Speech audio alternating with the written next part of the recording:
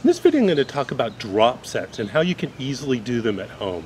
Now most of you know what drop sets are, but for those of you that don't, it's when you do as many reps as you can and then without any rest you drop the weight and do some more reps. It's a great way of breaking through a plateau when your strength gains have stagnated. Drop sets are a way of going beyond failure, but what's really interesting is a lot of you are already using drop sets without even realizing it. What a lot of people do when they can't do any more reps with good form, they'll start cheating to do a couple more reps. Like if they're doing biceps, they'll use their back to get a couple more reps in. In essence, that's exactly the same as a drop set, because what you're doing when you're cheating on the last few reps is using momentum and mechanical advantage to reduce the load on the muscle so that you can do a few more sets. That's exactly the same as doing a drop set, except it's not as safe or as easy. Another way you might be doing drop sets without realizing it is by using a spotter.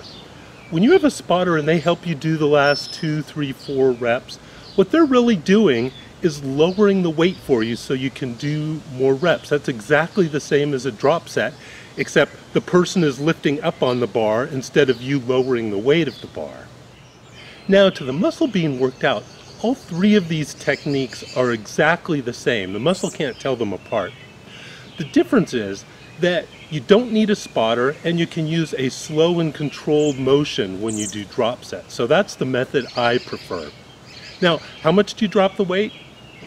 What people find is that dropping by 30 to 40% is a good number to get those extra 4 to 6 reps in.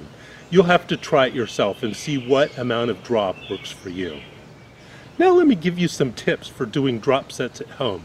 Most of us who work out at home only have one set of handles on our spin locks. So it's a little tough because by the time you futz with the spin locks, take off the other plates, put them on, it's too late. For drop sets to be effective, you have to go immediately from the heavier weight to the lighter weight without any rest in between. So let me show you how to do this. You do as many reps as you can.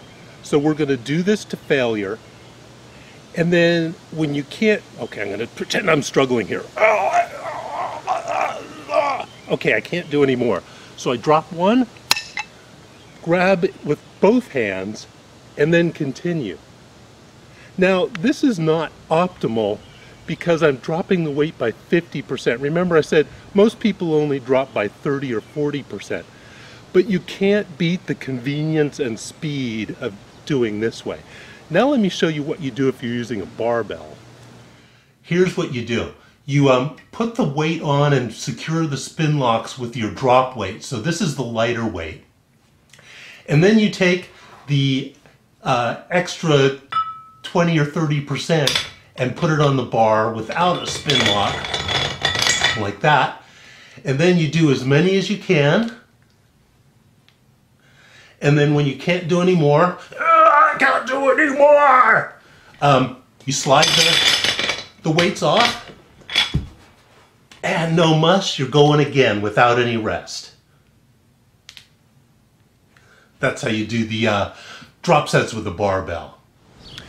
Just as a final reminder, this is a technique for advanced bodybuilders, not for beginners or intermediates.